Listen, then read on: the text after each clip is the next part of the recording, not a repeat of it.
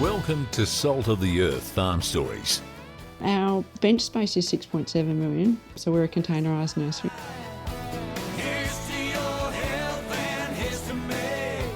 Ever dreamt of ditching the city for life on the land?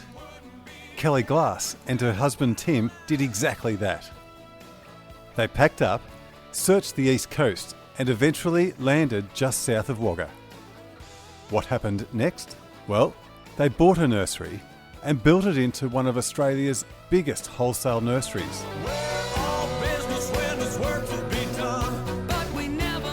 These days, Jayfields Nursery grows an astonishing 6.7 million seedlings.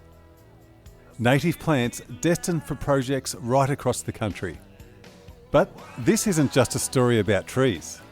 It's about taking a leap of faith, starting over, finding purpose in unexpected places. What you realise is your first loss is massive, and so I wanted to raise kids so they understood what the land was about.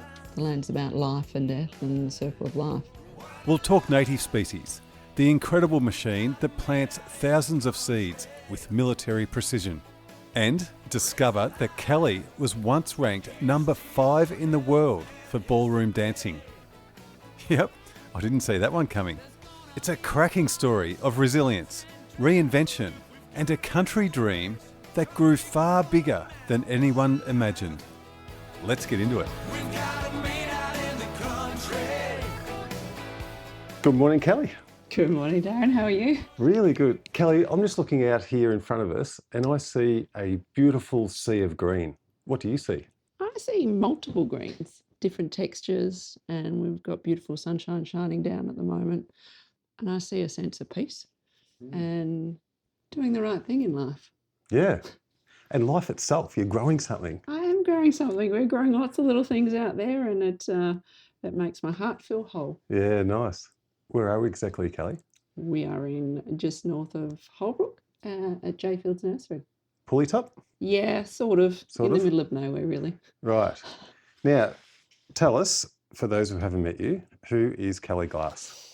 So Kelly Glass, together with her husband Tim, purchased this nursery over 15 years ago. Jayfields Nursery. Correct. We're city kids that moved from the hustle and bustle of that life out to here because the main focus was wanting to raise kids on the land. So it was no accident. You really wanted that country life. Yeah, we looked up and down the east coast at farms that were appropriate with high rainfall. We first came across the property in 2008, and then we finally couldn't forget about it, really. Credit to the old owner, Noel and Kim Passalacqua, who built the business, and they believed in us as the future custodians to continue what they had built. Well, it had an impact on me. I was here only a week ago for the first time and I was busting to know more. So this is why we're here today for this chat. It's fascinating. Can you just remind me the scale of this place? So our bench space is 6.7 million. So we're a containerised nursery. So that's lots of little babies out there. Just remind me, 6.7 what? Million seedlings. Not everyone makes it out the gate. So we have a stringent quality control process because we do have to oversow to make sure we can fulfil contract. But there are lots of little plants that we've got to keep alive. That's amazing. Can you tell us a little bit about your life before Jayfields? What were you doing? Yeah, so before Jayfields, I started out as a young dancer. That's what I thought my life was going to be. What sort of dancing? Ballroom dancing, right. Randomly, from the age of 8 until 18. And that took me all around the world. But Did it? Yeah, you were good. Yeah, I got to 5th in the world at 14 with my partner. You're joking? No. Holy hell. Yeah, so it was intense. I moved out of home first at 14 to live with my dance partner and dance teacher, which is quite a sort of shock for a young girl. But I never really felt connected with what I did. I was good at it, but it wasn't what I wanted to be for the rest of my life. I thought I researched you, but not enough by the sounds.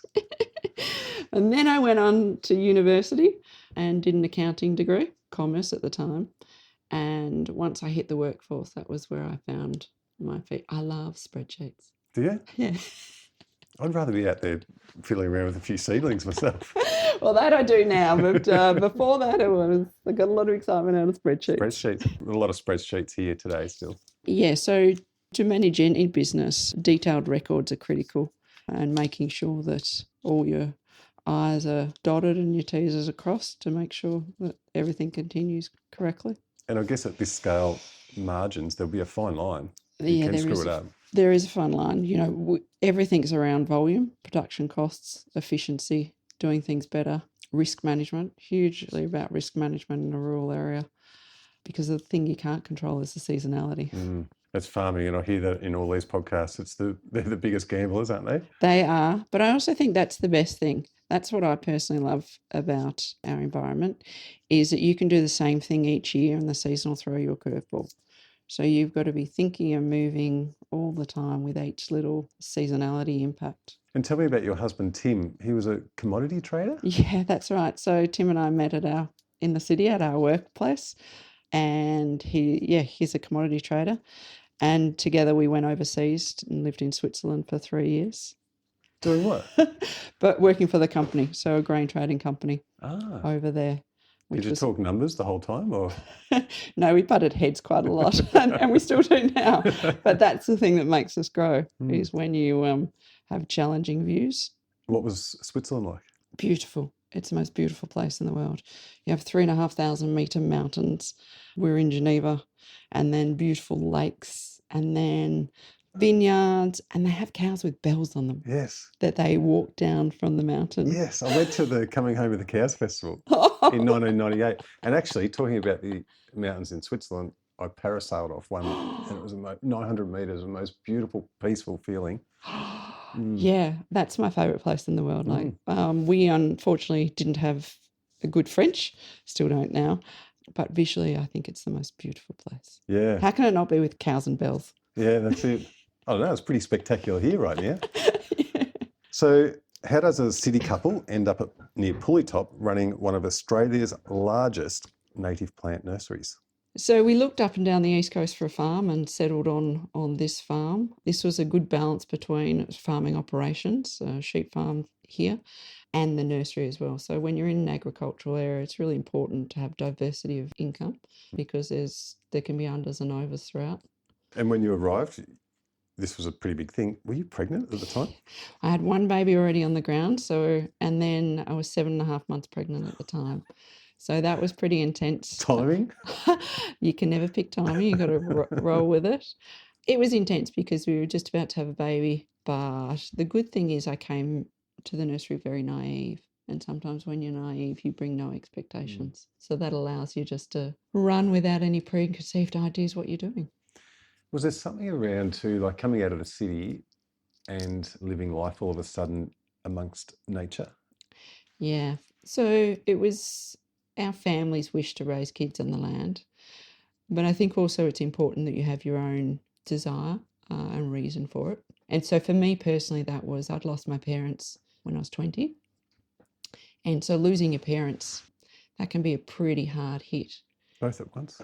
Within 3 years of each other. Kelly. So it was quite intense. And so what you realise is your first loss is massive. And so I wanted to raise kids so they understood what the land was about. The land's about life and death and the circle of life. So that was my personal reason to get connected to the land. Feels real. There's always hard work to do. But if you don't do it today, it's there waiting for you tomorrow. Exactly. And 4 kids now, is that right? 3 kids. 3? I do include my husband sometimes in that, Mark. All right, 3 all boys. 3 all boys. So there's a lot of rumble and tumble in our household. It's really important that you learn how to wrestle properly. How old are they? A 16-year-old, a 15-year-old and a 12-year-old. All right. And I was just hearing they've got a big track into school each day. Yeah. So the boys go into Albury at Scott's School. So we have to leave home at 6:45 in order to get the bus. That's a big day. Yeah. Did you ever have a moment when you thought, hell, what have we done? Probably the very first year we arrived here in February, and in March we had a weekend where there was 250 mil of rain. It was intense. What year was that? Sorry? 2011. And so we had these big floods, and we had plants that were just getting sodden. And at that point, I was a little concerned of, oh my God, what have we done? But we were able to turn things around and get out of that season okay. The plants sort of dried off and recovered from that rainfall event. So that was probably the first one where I thought, oh God. I thought you were going to say drought, but no, it was the other way around. Yeah. How many plants were you growing in year one? We only had about 400,000 on the bench. See, 400,000 still amazes me, but yeah. Yeah, we had some really awesome staff that continued on from the changeover in the business, and that allowed us to settle our feet. And we've had very long staff with us, up to 16 years, or previous staff member that was here over 30. Right. How many have you got now? It's somewhere between 18 and 24, and it varies based on our production requirements at the time. Yeah. At the moment, we're getting plants ready for dispatch, so we're doing a lot of quality control and ensuring the seedlings are to contract spec, ready to go out to their forever home. So there's all these aspects of this company that I wouldn't have thought as there. Quality control, of course. Absolutely. Yeah. It's the key to define, to make sure that the product that you're sending out has every chance to survive. And you were saying the other day, you grow them tough. Is that the right word? But you grow them so they're going to handle tough conditions? Correct. So the best plant is one that's going to survive post-planting. That's everything that we aim for. So all the things we do before that is ensuring that the plants, when we put them out in the benches, we put them out in the hot and the heat and the wind. We've got lots of wind generally in summer.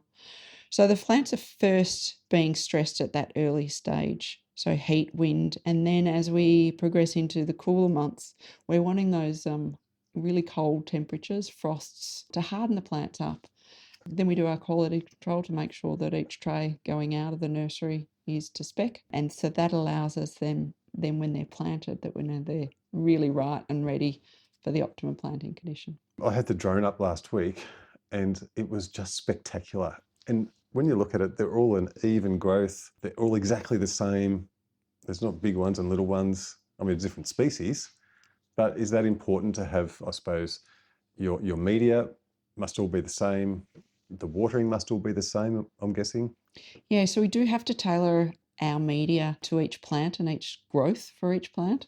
Uniformity is the key. We have overhead irrigation booms, so we have to tailor production cycles as to when a plant should be ready for dispatch and work backwards from that end date. It's an ongoing management that we're doing to make sure there is uniformity of the seedlings. Right. And tell me a bit about the media. This is what they're grown in? Yeah, so often referred to as soil. So the media we purchase in from Sydney, so we bring it all the way down. It's a specialised Jayfields mix, and then we tailor it specifically for each of our species that may require more or less water or more or less fertiliser.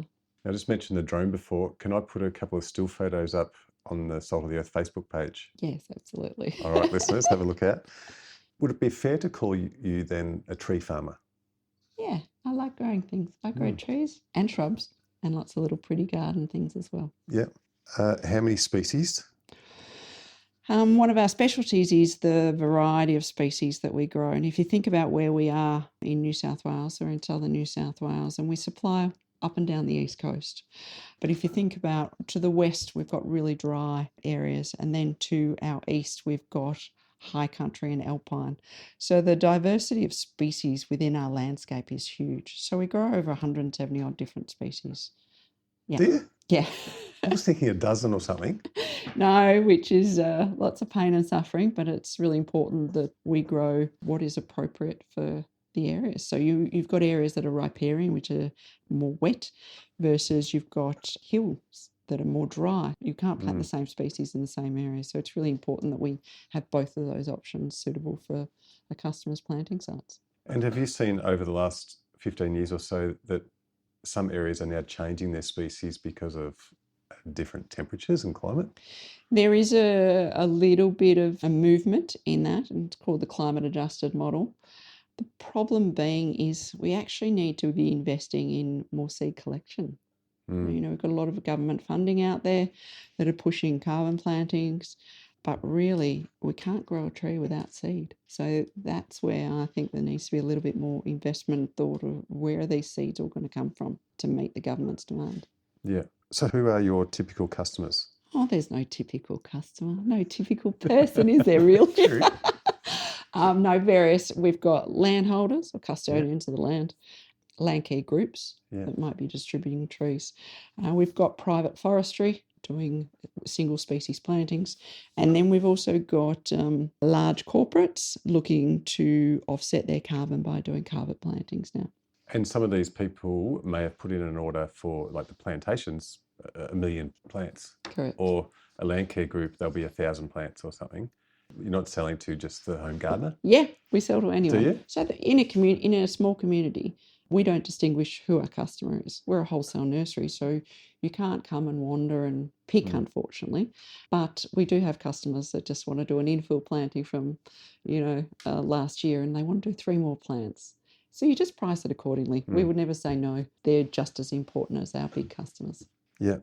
Can you tell us a bit about the journey from the seed to a plant and then ready for delivery? So you can generally say it's a 12-month window. We don't do seed collecting ourselves. We buy from seed collectors. So once we get our seed, and given that we've got 170 different species, all those species require different seed preparation techniques.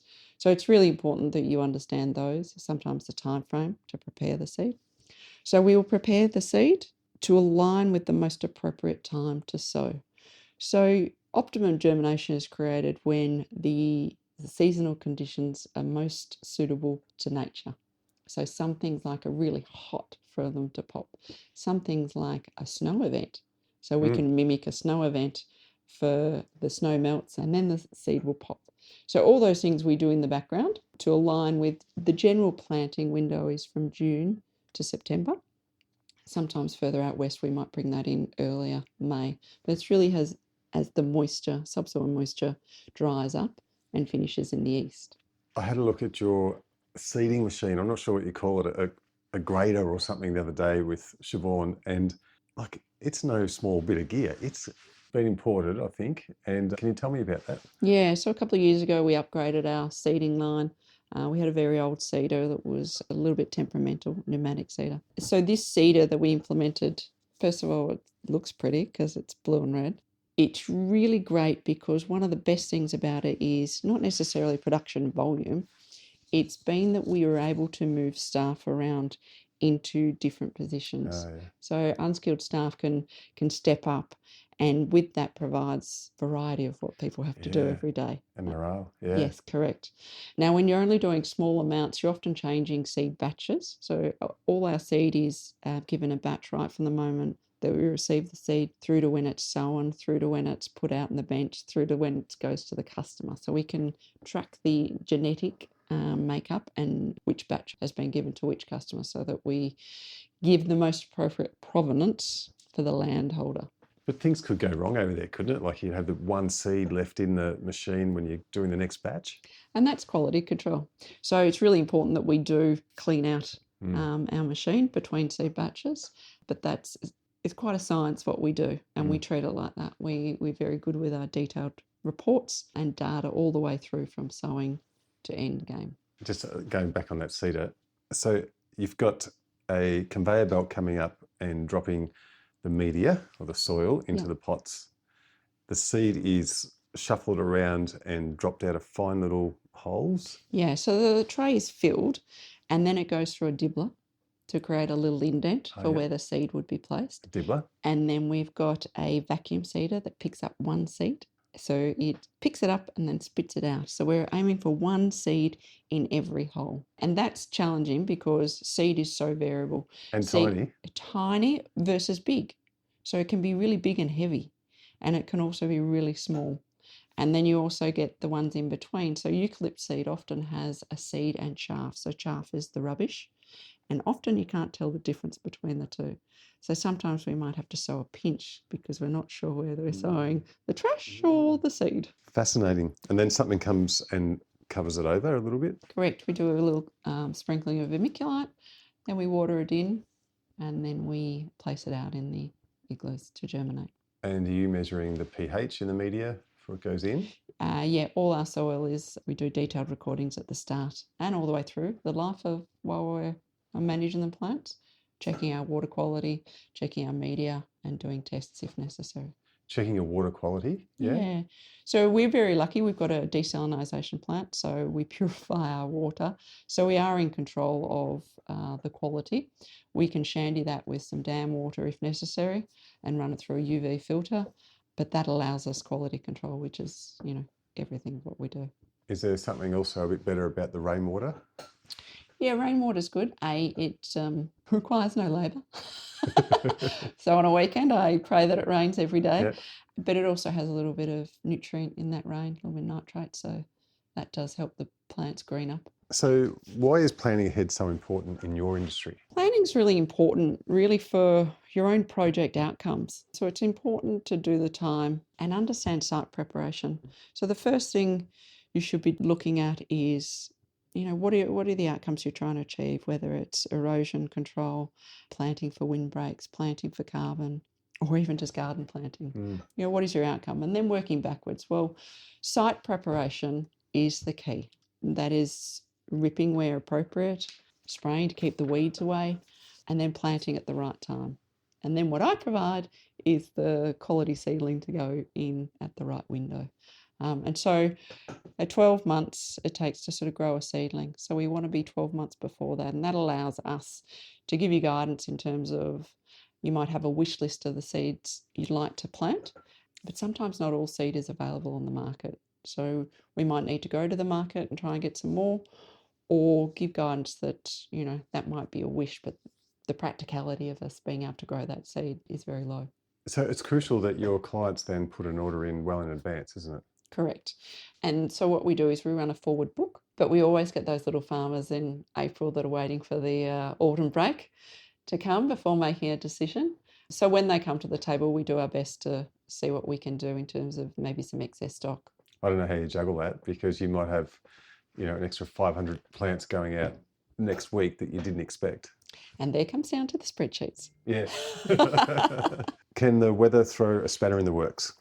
The weather always throws a spanner in the works, and that's the one thing I love, because you can't predict it. I've got staff that work outside, so I'm constantly looking at weather and the risk associated with that, particularly now as we're going to the winter months, cold, wet, and we've got a heavy dispatch load. So we've got to get plants ready. That might be loading trucks, that might be loading small trailers for people when they come to pick up. So it's really important that we're managing that weather, managing the staff, morale for the outcome and time, because the dispatch period does not wait for no one. I'm feeling a bit guilty now, Kelly, because you're looking after your staff in bad weather. And last week I was shooting a doco with you and I put you out in the rain while I was undercover with the camera. Oh, that's all right. That's the way it should be. Rain doesn't bother me. Now, you're all native plants here, aren't you? We do some radiata pine as well for pure forestry. So with your native plants, is there much science involved? Oh, there is actually, more than people realise. Working backwards, we need to understand the germination required of each seedling. As I mentioned before, 170 does make that slightly complex. We have to look at the growing media, what's appropriate for each plant. Some plants like more free draining mix, others like a more water holding mix. Then we have to look at the timing of our watering, our fertilising, and then the hardening off, so making sure that the plant is of the right development before we start getting those frosts, and we need them at the time to harden the seedling for the customers. We're also looking at pest and disease management. That's something we micromanage all the time with lots of inspections. And so it is a little bit of a blend of science, experience, and a bit of intuition as well. Yeah. What's the hardest species to grow? Put you in a difficult spot here. Acacia decora. Ah, okay. He's just a little painful one. Right, I think problem child. Problem child. He is generally each year. Yeah, I like him because he challenges me. Right, okay. What's the easiest? Currajongs, which is called a brachycarton. Yeah. They're quite easy, and if you think of where they grow in rocks on hills. Yeah. So they're amazing. They're big seeds, and they just, they like to grow. The birds love them too, don't they? They do. Actually, magpies love having a play with my seedlings too sometimes. Do they? Very naughty things. What other pests are we talking about? Depending on sometimes what my husband might plant in a paddock next door, I might have some caterpillars. So it's really important that we are looking at the seasonality. Like this year is very dry. So we actually had a lot less pest in the nursery because of that. And talking about Tim, he manages another part of the farm. Can you tell me a little bit about that? Yeah, so we're a sheep farmer. I think we've got a few cattle hanging around. So he manages that. I manage the nursery and he manages the farm. And he plays a big role here, though, too, at the nursery as well. He's the rock. He's the one that has to keep me sane throughout all this. And he does do that very well. Does he? Yeah. So I just want to go back to the scale once again, because this just fascinates me. 6.7 something million. Yeah. Some That people... embarrasses me. Does it? Yeah. Does it? Yeah. Why? Just sounds like a big number. Yeah. All right. I might be pushing it too hard, but some people struggle to keep even one pot plant alive. How do you keep this many alive? It is a challenge. It's the biggest challenge of my life is keeping the plants alive, particularly as we put that many plants out during summer. So it's intense operation. There'll be times if the wind is up at night that I'll be coming back to the nursery to put over a water because the little seedlings just won't cope through the night because of the wind and the heat. So it is everything that is in my mind all the time is how do we keep these seedlings alive? Christmas Day, when you're preparing lunch. Yeah. Also, the first thing is how do I keep the seedlings alive on that day? Things we take for granted too when we go and buy a plant from the local nursery. Yeah, there's a lot of blood. Not so much blood, maybe just sweat and tears sometimes. Yeah. You said before about inspecting the plants. How do you inspect them? Is it looking at a tray of plants or? Inspections are key, and that's probably where our quality stands above others, is we're not an automated nursery. So there's a lot of manual practices that we have to do. And what that does, it allows us to keep that touch and feel. So every plant that we put out on the bench, somebody has touched and decided that plant's going to live and move to its container. It's called plugging. And then every day we're inspecting the seedlings. So it might be what's happened overnight. So now that we're getting the frosts, having a look at how the frost has impacted the seedlings. Have there been any low points? But quality control, looking and inspecting is the differentiating factor. And you said before about the acacia can be a bit of a problem child. Do plants ever become like children? Some need constant attention while others thrive on neglect. Oh, absolutely. And if you think of a rocky hill, so pea species, we really struggle with those because they grow naturally on really tough conditions. So in a nursery environment, they're not that happy because in a nursery we have free reign of water.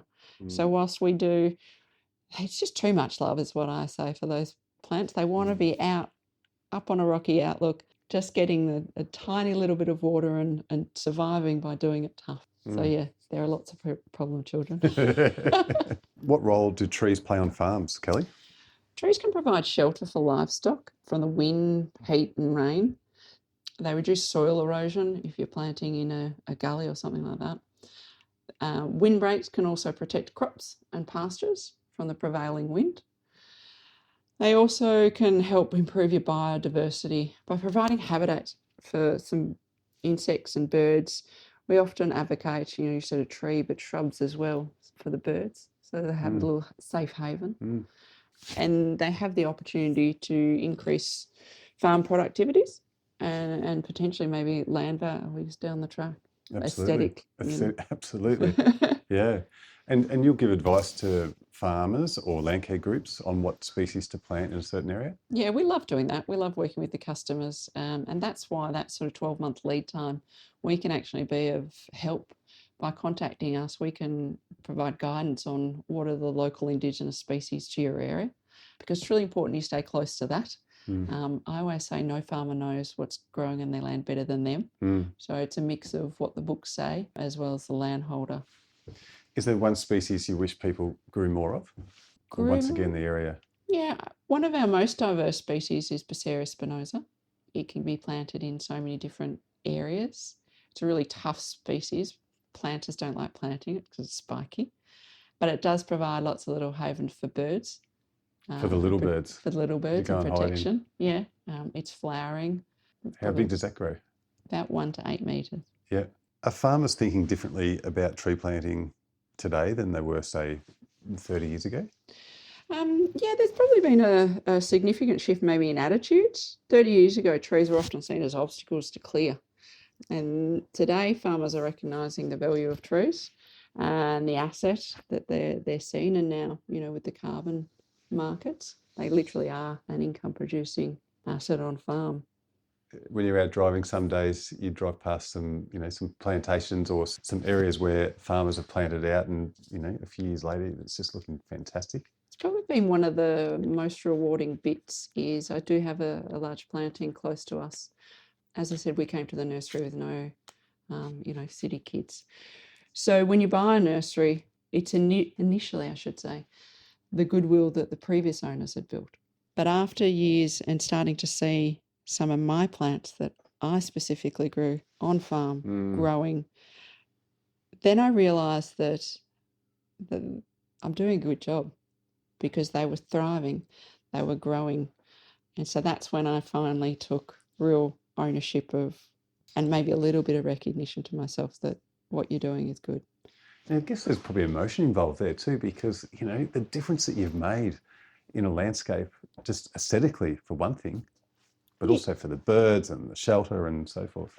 And it doesn't just stop there in the landscape. We're a large employer. So we have lots of kids that come through. They might be doing gap years, they might be doing holiday work.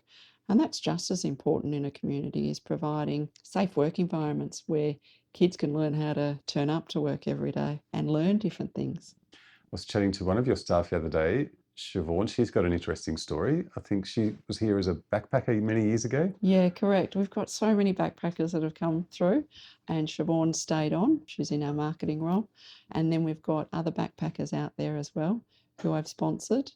The hardest thing about being in a rural area is labour. Not many people, we don't get access to many people in this area. So is there something special about growing a living thing? Absolutely. It's probably the key thing that makes me happy. It does make me feel good. Some of my best days are on the weekends when I'm wandering around watering and inspecting the seedlings and just taking a moment to breathe, and a small little recognition of keep going, keep doing it, get up from the tough days, bounce back. It's come up in a few episodes where we talk about nature and mental health, and trees obviously play a part in that. You're starting that off, and then it's going out into other places where they're improving mental health. But I guess at some point it's good for your mental health too. Oh, absolutely. It's been tough. We've been here 15 years, going through early baby stages. We went through bushfires. We've been through COVID. So it has been challenging. But in the end, it's always good to know that what you're doing is making a difference somewhere along the chain. Going back to your boys, what a life to be growing up out here. Is there any signs there that they might take over the nursery one day? Oh, I hope so. But they're very different. It's amazing how same genetics can create different children. Our eldest loves the farm. He's got very good husbandry skills, and he's got very good observational skills. So I think he'll definitely be a farmer. Our middle child is got a real engineering mind, and he loves growing things. So he used to have a veggie patch when he was young. So he's the one potentially. For the nursery? For the nursery, yeah. The key is, how do you build a business that your children want to take over? That's one of my key issues that I'm facing, because technology is so advanced now. So kids are generally computer orientated. So how do I make a business that is sexy enough, that's not too manual, that they want to build on? Got any tips? No, because I've offered my business to both my boys, and they're both on different sides of the country right now. Now we've missed your youngest. Yeah, so youngest, he's very sport orientated, so quite good on the cricket and football. All right. Watch this space, perhaps. Yeah, and he likes riding motorbikes, so hopefully he doesn't damage anything. Yeah. Looking back, was buying the nursery the best crazy decision you've ever made? The best crazy decision. Yeah, definitely. Yeah, whilst challenging, it's provided our family the opportunity to live rurally, to have a business rurally, and to be living a real life connected to the land. So like salt of the earth kind of connections. Thank you, yeah. All right, Kelly, we're up to the off-the-wall questions. These are short answers. You can answer as many as you like. Can I say pass? Yes. If trees could talk, which species would be the biggest gossipers? Oh, maybe the she oaks, because they talk a lot. So you can hear them in the wind. So I think they would be the talkers, because you can't shut them up when it's windy. So this is not a female oak that's the biggest gossiper. This is a she oak. This is a she oak, correct. They can be male and female. Which native tree best describes your personality? Probably maybe the lemon scented gum. Why? Smell nice. Smells nice. Beautiful on the outside, but a bit soft and tender. Yeah. So, silky, smooth skin. Yep. Yeah. Yep. And can be a little sensitive. Any injuries? Yeah, I did. A few years ago, I unfortunately had a little accident jumping off a trailer. I had a ring on my finger and I had a gardening glove over the top. Anyway, I jumped down and the ring got caught. So it ripped it off. Luckily, they were able to put it back on. Ripped the finger off? Yep. I was just hanging on by some skin. And I was at a field day in Orange. So 600 k's away from home. So you got to hospital quickly? Yeah, luckily my colleagues took me there. So we had to stay another night while I had it put on and then came home. And that rocked me, because when you have an injury, a debilitating injury like a finger, you can't do normal things. I couldn't put my hair in a ponytail. I couldn't stir pasta. I was in a lot of pain for 6 months. Well, I had surgeries and hand therapy to try and get it going again. And I guess this is another reason why you look after your staff so well. Yeah, it's very important you look after staff, people. Makes you feel good too. And Kelly, what's harder, ballroom dancing or growing 6 million trees? I'd say growing plants and managing staff, just because you're at the whim of the seasonality. And as I said, that's one of the things I like, whilst challenging, but that's definitely harder. Yeah. I can't believe you're 5th in the world for ballroom dancing. Yeah. There's something else you're embarrassed about, aren't you? Yeah, I'm embarrassed about that. If you could swap jobs for a day with anyone in the nursery, whose job would you choose? I would probably go weeding. Weeding the plants is a really important process. It's peaceful. And when I'm out there, I tell myself I'm a surgeon, where the weed must be removed, but the plant must survive. Yeah. So precision. So every time I'm out there weeding, I'm a surgeon in my own head. Wow. Usually weeding is a bad word to a lot of people. But oh, it's so peaceful and so rewarding, because it's an immediate feedback on what you've just done, which is great. Good. What's the strangest thing you've ever found among the plants? So one of my employees once came up to me and he said, there are goats in the nursery. And I said, we're a sheep farmer. We're not a goat farmer. He said, I don't know. I'm a horticulturalist. I said, well, let's go down and have a look at them. And then as I was walking down with him, I said, so what colour are they? And he's like, black. I was like, oh, it's very rare to get 2 black sheep together. Anyway, I walked down there and there were 2 miniature goats, black goats. I think they'd been let off by someone that had left a property. So they were domestic. So they just randomly turned up in the nursery. Thank God they hadn't done any damage. Our plants are a metre off the ground. Yeah. Provides really good airflow. And also security in case a random goat just turns up. Yeah, that's right. But a larger goat could make a lot of damage. Could have been, yeah. Or deer, perhaps too? Yes, so we've got deer near us as well. Luckily, we haven't had any impacts from those. But as I said, the plants are off the ground. So we're a sheep farmer. So I always tell the staff, if you see a sheep in the nursery, if it doesn't look like it should be there, it shouldn't. And shut the gate. Yeah, correct. What's one thing people would be surprised to learn about the nursery industry? I think how little investment there is pre the nursery production, and that is the investment in seed. I really think that people would be surprised that there's not enough government funding or investment in seed production areas or TAFE courses, building it up as a career. That's something, a message we should get out there, I guess. And I know Murray Seed Services do a fantastic job, and they have a lot of people come in casually to go out and pick seeds. And I'm thinking, when I retire, I want to go and do that. That's the problem. It is an ageing skill set, but why can't we make it a career? Why can't that be what someone does? And we could lose some of those species, couldn't we? Absolutely, absolutely. Everything is threatened out there. We've seen an increase in bushfires, pests, things like that. So the investment in seed is critical for the long haul of the industry. Kelly, you've gone from spreadsheets and ballroom shoes to gumboots and millions of seedlings. If 12-year-old Kelly could see you now, what would she reckon she'd find hardest to believe? Probably how good I am at fixing things. Oh, yeah. Yeah, I quite like fixing things. Good.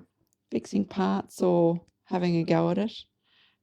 And I'd probably tell her not to worry about not fitting in. Yeah. Because by the time you get... It takes a while to learn that. It does, yeah. And it doesn't matter if you don't, because you'll find your place. And one last question, Kelly. If you could live anywhere in the world, where would it be? I love the country life, but if I had to be somewhere else, it would probably be Switzerland. Really? Yeah. You like the cold? Yeah, because you rug up appropriately. Yeah, so Switzerland. Well, Kelly, congratulations. This is massive, and it's a fantastic family operation. I can see that, and all your staff feel like they're part of it too. Thank you for your time. I know I've had a couple of mornings with you in the last few weeks. You've been very generous with your time. Thank you for having me today. Thanks, Darren, for coming to see our nursery and our story. High five. What a story! A city couple chasing a country dream, building an extraordinary business and helping shape landscapes across Australia, one seedling at a time. A big thank you to Kelly Glass from Jayfields Nursery for sharing her journey so openly. If you've enjoyed this episode, make sure you subscribe and share it with someone who loves a good rural success story. Until next time, keep your hands dirty and your spirits high.